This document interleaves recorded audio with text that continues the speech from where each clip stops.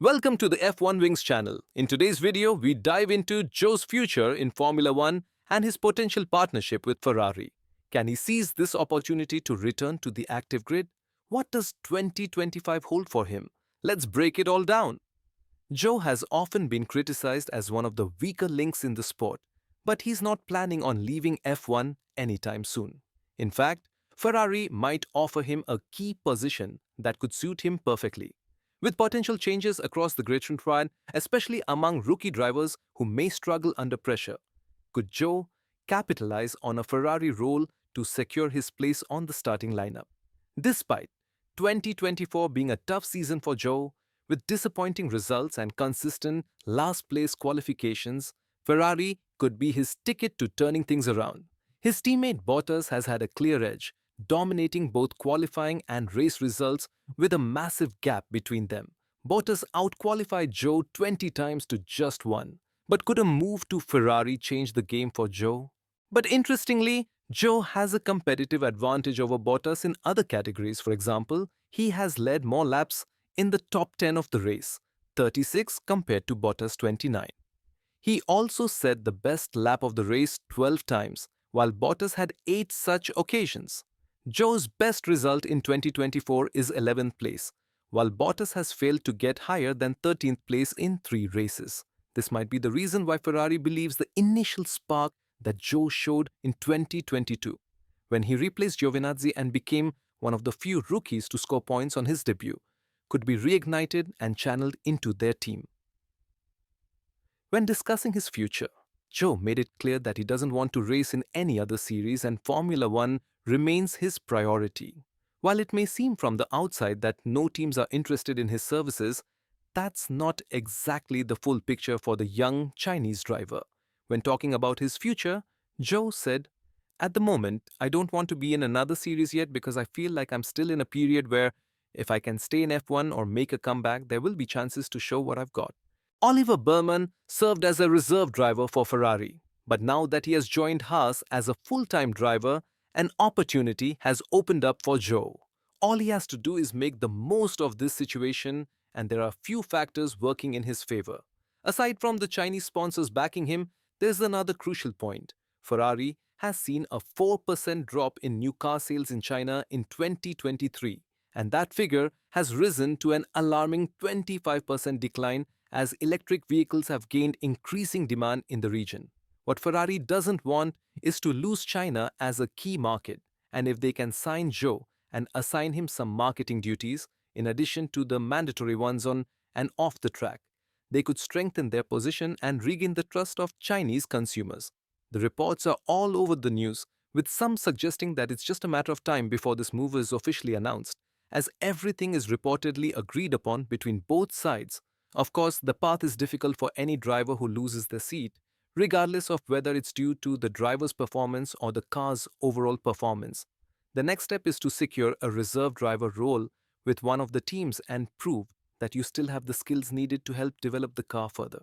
And who knows, maybe an opportunity to complete a full F1 weekend could arise if one of the drivers becomes unavailable, confirming that you weren't brought into the sport without a reason. This mission will be especially challenging for Zhou, given the rough patch he's going through with Alfa Romeo. To say it's been miserable is an understatement.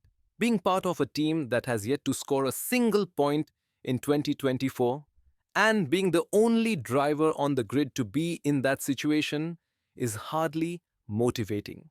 What we must recognize, however, is a connection that dates back to 2022. It was Vasseur who signed Zhou as a driver for Alfa Romeo back then, meaning he knows and values what the Chinese driver brings to the table. Yes, Zhou also brings a significant amount of sponsorship, which should not be overlooked, as it was one of the major factors in his rise to Formula One. But the connection between Vasseur and Zhou could be rekindled at Ferrari, albeit in a different role than what we've seen so far. It won't be the same as the current setup, but the door is open for a new opportunity. What's interesting is that this wouldn't be Zhou's first experience with Ferrari. He spent a few years with their driver academy between 2014 and 2018 before switching to Alpine's junior program, which ultimately led him to Formula One. There is a strategic opportunity for Ferrari here, beyond just securing a reserve driver. It's a chance to strengthen their position in the Chinese market, where they have seen a significant drop in sales that they would like to address as quickly as possible. For Zhou, the primary goal would be to contribute to the car's development through simulator work and offering in depth feedback on how the car feels. His insights could help make the car more drivable for two of the best drivers on the grid, Leclerc and Hamilton. This is a role that someone like Bottas could take on at Mercedes, and it's something Mick Schumacher has done for the Silver Arrows in the past. However, if we judge by Mick's tenure, it wasn't a perfect fit and the role didn't fully pan out for him. It's almost guaranteed that once the new silly season begins, these reserve drivers will be the favorites to land a seat. Even though Mick Schumacher had Toto Wolff vouching for his excellence at Mercedes, Ferrari is currently processing a lot of data. The most important thing, however, is that they are confident 2025 will be the year. Whether it sounds optimistic or not, Zhou's role could be significant if the team finds an upward trajectory that improves their lap times. Leclerc himself has expressed high hopes that Ferrari can fight for the championship in 2025. When talking about it, the Monaco driver said, "It's all about us, how well we're working as a team, and the job we're doing to get the World Championship. I feel like we're working well. However, it's a relative sport and it all depends on how well the others are doing too. And they are doing super well for now, so we've got a lot of hard work to do in the next few years, but I believe in the project. I have to believe in the project 100%, and I'm sure Ferrari is the next team to be world champions. We've just got to keep working." The momentum is on Ferrari's side, and if Zhou wants to stay relevant in the sport, this might be his only opportunity. His sponsors are likely to support the move as it's the least they can do in this situation. If the Chinese driver doesn't want to race in other series, then the reserve driver role allows him to keep his mind sharp, maintain his skills at the highest level, and be ready for a surprise weekend where he can prove he's still worthy of an F1 seat given the right circumstances. It's not like we're defending Zhou for his poor performance with Alfa Romeo in 2024, but the fact remains that he has been dead last in every qualifying session and hasn't scored a single point. This was partly due to the disastrous pit stops in the early races, which hurt the team's chances of developing the car and scoring points. It's a situation where the team built the worst car possible and placed their drivers in the worst circumstances, leading to both Zhou and Bottas being on the outs. This shows that when you have the wrong car and the wrong environment, even talented drivers can struggle. It's a situation of mixed feelings, and it's hard to know who should be blamed for what happened during that particular season. The most important thing for Ferrari now is to perform exceptionally well from 2025 onwards. If they have upgrades in the pipeline, which of course they would, because no team stands still in this sport, then Zhou would need to give 120% to ensure that the car's responsiveness is aligned with those upgrades. Whether this can pave the way for Zhou to return to the sport as a regular driver remains to be seen, but what is certain is that Ferrari are focused on getting back on the winning track.